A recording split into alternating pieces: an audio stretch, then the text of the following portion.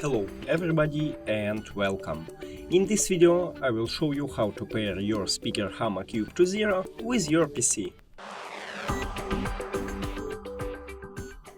You have to start by click on the Windows icon.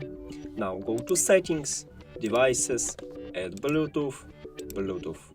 Now press and hold power button for at least for a second to turn on the speaker.